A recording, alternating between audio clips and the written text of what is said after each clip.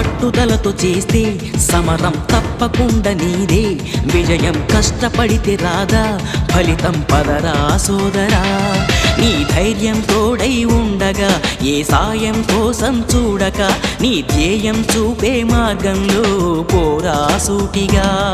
ఏ నాడు వెనకడుగేయక, ఏ అడుగు తడబడనీయక, నీ గమ్యం చేరేదాకా దూసుకుపోరా సోదరా.